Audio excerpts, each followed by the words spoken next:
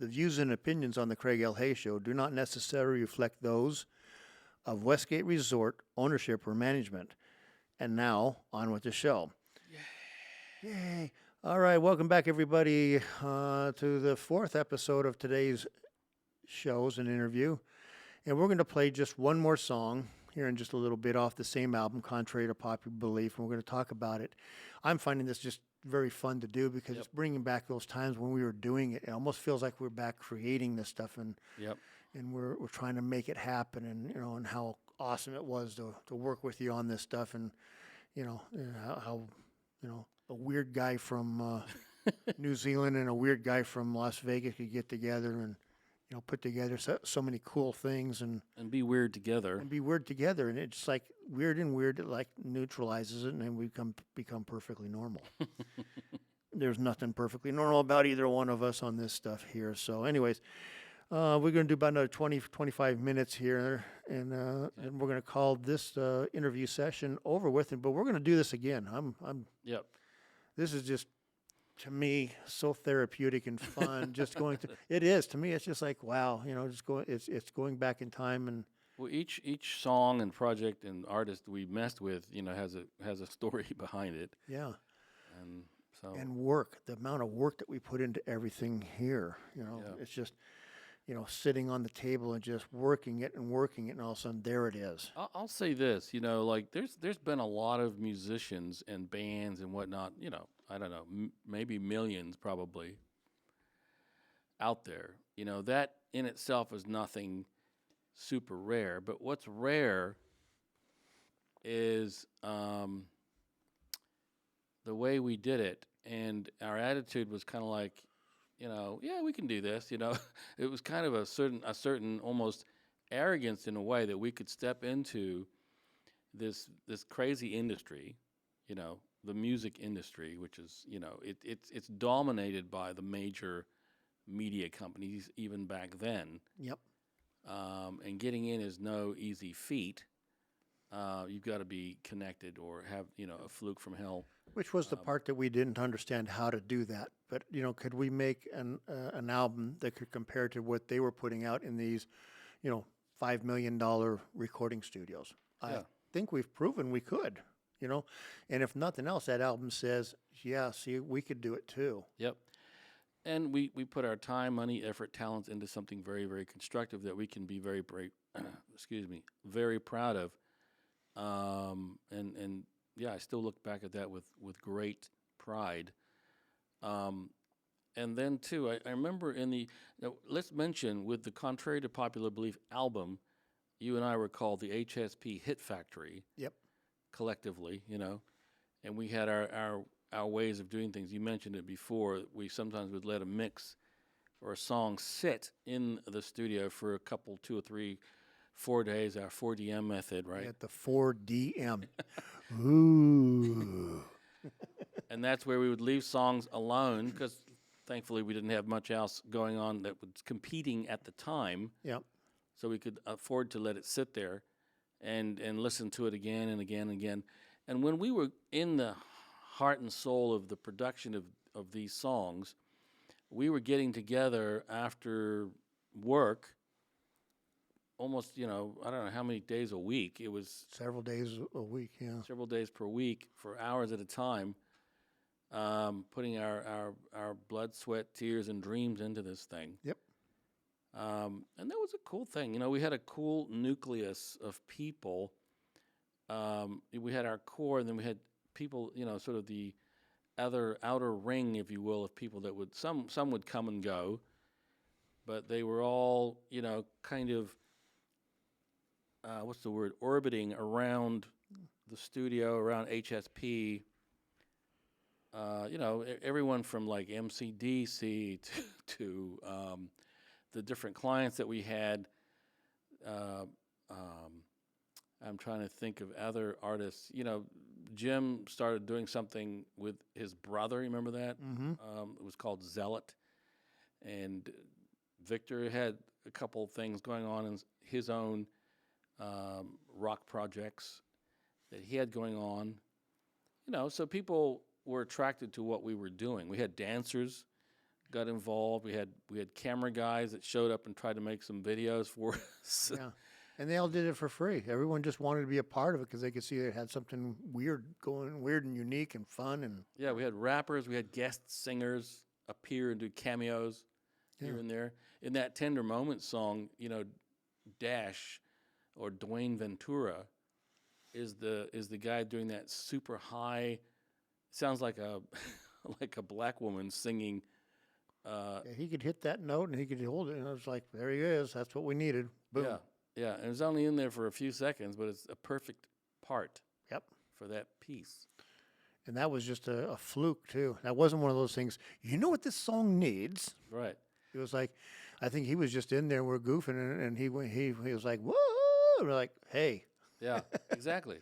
Well, and we had people do that. Like people would donate, or just be a part of it. They would see, wow, this is a cool song. Is there something I can do to, contribute my 2 cents to it? And we had different rappers, singers, instrumentalists come and go. We you remember we called up UNLV one day and their music department and said, you got a sax player available? And she literally yelled out down the hall, hey, anyone want to go do a recording session right now? And some kid answered the phone, remember? Yeah. And he came down. And we gave him a rough cut and said, here's what we're looking for. And he came back and, man, it was good. He nailed it, yeah. It was for one of the Light a Candle productions we were doing. We'd hired other guys that, more, longtime professionals, and they just weren't hitting it for the sax solo that we were looking for. And this kid just blew it out of the water. He was a student. Yeah. And, so things like that. He had a feel about it. He had just, this song's like this, and he started just playing it, and it's like, there it is, man. You got it, Well, and the good thing is, out of that, he came in, laid the thing down, did it, and he got, a couple albums for it to show people, here, I just did this is me. And, he got credit, the whole 9 yards, Yeah, if you can get someone that's in that excitable zone, where they like, wow, I'm get to be a part of a cool production, a very professional sounding production. And it might be their first time, in the studio, in that kind of a studio, in this kind of a production. So you're getting that first timers attitude, like, and they're throwing everything, balls to the wall, excuse my French. That's walls, French. You know what I mean? Yeah, no, that's what we wanted. People that are hungry and excited about doing something and showing what they could do. Yeah. And we had a lot of that. There was like 35 people on that album. They just came and go. Threw in, some girls would come in and do a couple vocal parts, and I mean, it was just everybody wanted to be a part of it somehow, some way. I remember Danny's sister came in for a minute and sang some backups on one of her songs. And it was perfect. It was people just wanted to. Or how about that Samoan group? The guys did the rap thing on one of the songs. The Fob Mob. They did rap on when we did the remake of I Can See Clearly Now. Yep. And no, we did not get sued for that yet. So, anyhow, the song is called "Sad." It's more of a soul R&B soul type of a song. And, just to show that we can do a little bit of other things other than just the rock and roll and the hukka.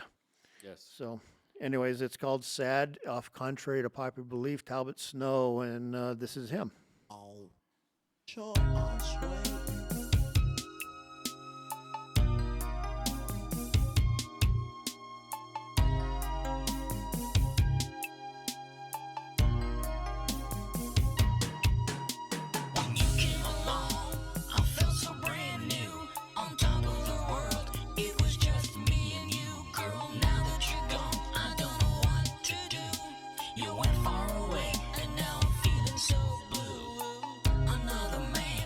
Took it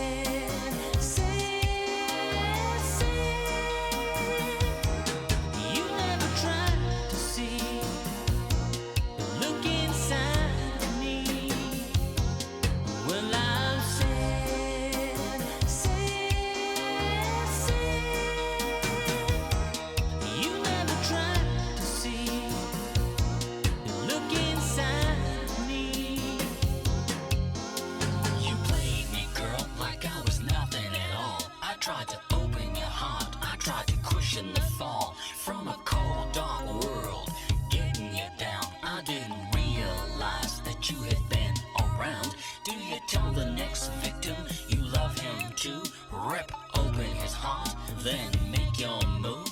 I'll live my life, your memory will pass. I'll find another girl with a love that will last. Well, I'm sad, so sad,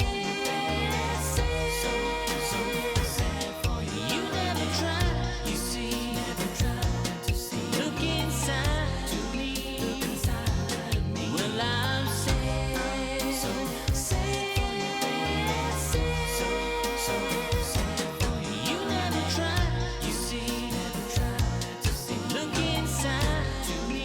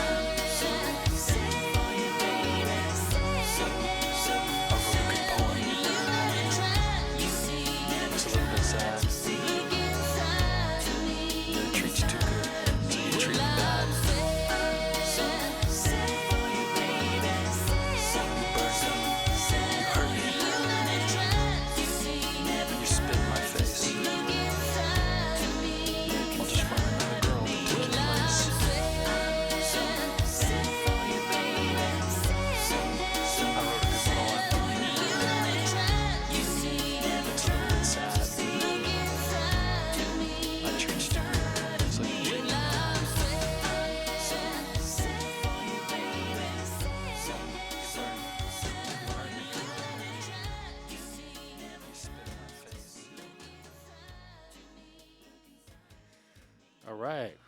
That Wow. was cool. Yeah, it's you listen to it again and it's like, wow. I think that song needed a little bit more bass in it. Man. So we were messing with rap a little bit. Not that I was a rapper per se, but tried my hand at it. I'd done a couple, 2 or 3 rap songs. Everyone in those days you didn't have to be a rap extraordinaire. It was like poetry.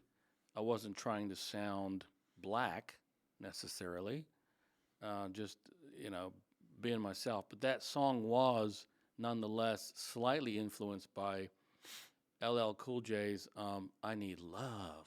You remember that song? Yep. So there were songs that came and went that influenced us. That said, let's try this, let's try that. That song in particular was almost written as a bit of a, I don't want to say a joke, but it was like an experiment. I didn't take it super seriously, and yet, interestingly, it started, gaining a lot of interest as far as friends and family seemed to resonate more with that song, than others, and that's one of the reasons we put it as the first track. It seemed to get, quite a bit of, had some sort of universal appeal or attention to black and white. Yeah. Well, it's very soul. It's got a lot of soul in it, and a little bit of the, the talking, and then when you're singing and talking, there's all these things going on. And then, was it Jim that came up with the last part there? Yeah. I wrote a song, it makes me sad, like this. Yeah, he wrote like a poem, a written little spoken word thing. Yeah. So there was all this stuff being thrown in. It's like the kitchen sink, and you guys are coming up with a couple of these things. I show up and I'm like, what the hell, man? How am I supposed to fit all this crap into this thing? Yeah, and yet another genre that we were fooling around with, and because that's partly me, partly you, trying different things. Well, we weren't afraid. And that was the thing, maybe we should have been, but we weren't afraid. Let's try it. Like you say, it's not the arrogance of us. It's like we had confidence. You knew what you could do. You were the songwriter, the main songwriter. I helped out on some things here and there, but you were the songwriter singer. I was the guy that was going to take and make what you were doing sound good.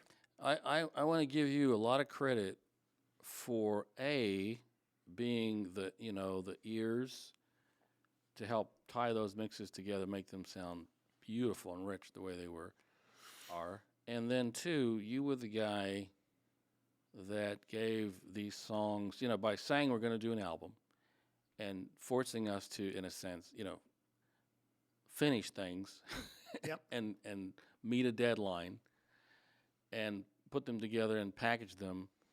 You made us go to that next step, which was a great thing because I without you, I doubt I would have done it. I would have just, like so many musicians, just, have song after song after song after song and not really have a coherent package. So you gave it more of a form of officially done. Yeah, make it happen. Just, Yeah. and it's something you can say. How many bands out there that were in high school bands and college bands and all these things? They don't have anything to show they did it. No. Well, to this day, I have, I've seen over the years, as you know, I've worked in a studio for decades, and I would say 90% or more, 95% of musicians, a lot of them don't finish songs, period, or a song or a group of songs, let alone an album. Mm-hmm. So, it's a common thing. Yeah. To tie up those loose ends. Did we hit the big time on this album? No, we didn't. Do I care? No. No, I honestly don't. I mean, yeah. I don't care either. It wasn't about But you know the what? big time. That would have been the icing on the cake. Yeah, getting I something wouldn't big. mind it. Oh, no, I wouldn't mind it either. Because they're taking us to a whole different level of doing things. But at the same time, I look back and I go, we did it right. Yeah, yeah. It was a classy, cool thing. It gave the whole a big part of my. Well, you were in my life through my teenage, as well as my 20s. It gave that whole part of my life more form, more direction, more focus that otherwise may not have been there. And the neighborhood too. It's funny. I just thought about.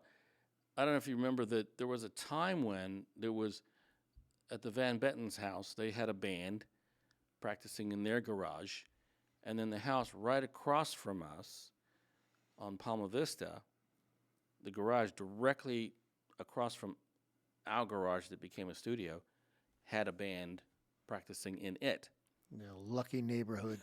so we had this and there was this intersection of Palma Vista and Panocha, right? Yep. The little side street and these three houses with all this music going on. And I remember after we had built the studio even, the bands were still continuing to rehearse, literal garage bands in these two other houses. And so it was quite the little intersection of streets and little, music projects. Yep, creativity central right there on stuff. And then all of our, the HSP Hit Factory, you said 35 people or more, photographers, dancers, singers, rappers, instrumentalists. People were attracted to what we were doing because the music was good and because we had a coherent project forming. And, so it was all kinds of interesting folks that came and went. Some of them were shysters, slicksters, and didn't do what they said they were going to do. Others were cool and fun and got involved. Yeah. That is showbiz. Yeah. And, even my brothers, my family. It's funny about my folks. I mentioned this again. They tolerated all this, they put up with it. My dad would walk into the studio and look around and go, he'd say something sarcastic like, you need at least 4 or 5 more buttons over here, because he'd see a sea of buttons, on the mixers and all the rack mount stuff we had. he said, Talbot, they've got another one out now that's got like 20 more buttons and like like 40 more lights, you know. Ooh, we want that one. We want the lights. Yeah, Um, lights flashing as the- you're doing The sound. LEDs were so cool. Um,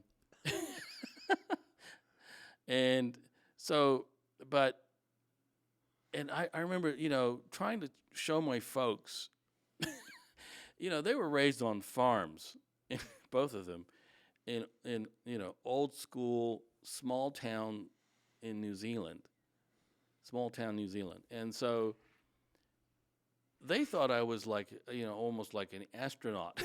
Like, what the hell are you doing? You know, with all this gear and all this stuff and all these people, you know, they didn't have a real close point of reference. Yeah. You know, they raised on, you know, with cows and pigs and shovels and And Talbot, why are you letting that Craig come around here and plug more stuff in and make more lights and more things flash and more things? yeah. And so they'd kind of just, you know, God bless them. They would just, you know, come and go and sort of poke their head in every now and then. And my dad, I remember him many times walking into the studio and go, now, what is it you do here again? You know, he just didn't get it or didn't want to get it. I don't know. Well, yeah. I think I don't know if I told you this, but one time he worked in the studio, my current studio that I have. You know, he'd been in that one a couple times, and he came in with a classified ad where they were advertising for coal miners, you know, for work.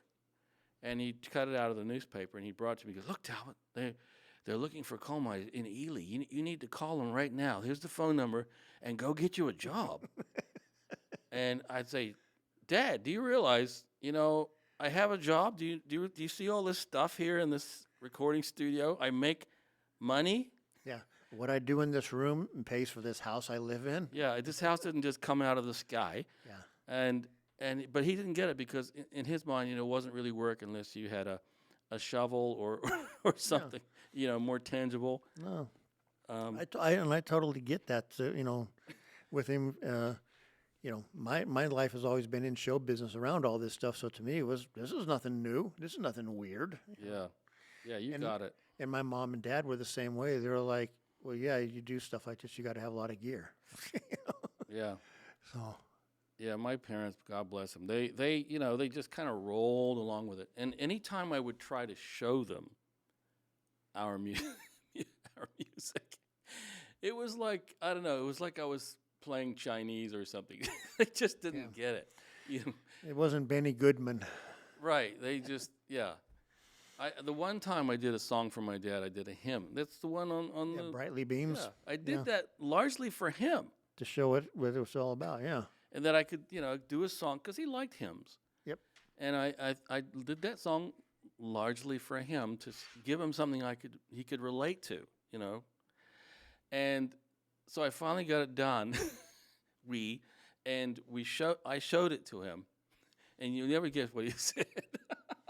Let me say, if I remember, I think it was like, "Where's the second verse?" Or No, he said Oh. it sounds like chipmunks. And I go, "What?" I go, "Chipmunks?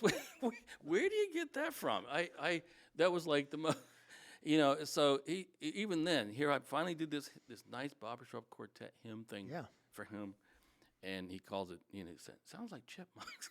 And I go, "Okay, so I'm gonna give up trying to impress my dad." Yeah, just go on the road. Here we go. Well, Talbot, that brings us to the conclusion of episode 8. Ooh, I'm special. Yeah, which you know, I think we're not even halfway through. Right? You know, I want to get together sometime and do some more on this and just Yeah. play, because we've got several other genres on this thing that'd be like just to show people, Yep. you know, what we did and what it took. And I need to explain next time we get together how long it took me to align all the effects, the vocal effects, and you know, because you remember how long that takes to go through Yeah. the timing on it. And You made my voice sound like so awesome. yeah, it was just spending time to make sure the effects were layered right. I mean, every aspect of it was just, you know. I was would try to awesome. do. I remember back in those days, I would try to do it. You know, sometimes you were away doing something, and I'd try to do it myself, by myself, I would get so lost and frustrated. Like, Well, okay, there's- I'm gonna stop now. I'm gonna wait for Craig. Well, there was just so many layers to all that stuff that had to be, you have to visually think through the layers, and you're actually seeing sound. You have to be able to see sound. When you're doing it like I do, you see sound. Yeah. Well, and you were see it good as it was layering out, and sometimes I was the guy that didn't know where to stop, and you were the guy that was good at, okay, we can't have 89 effects, okay, all at once. We have to pull some back. yeah, and like Talbot, put your hand out. I got my ruler. Smack, knock it off. Anyways, we got to get together and have some more fun because this is just fun. I'm Yeah. just enjoying this, just talking with you and going through it. And this, it's just memories of us doing crazy stuff and making such a. I don't care. That album was awesome. Yep. End of story.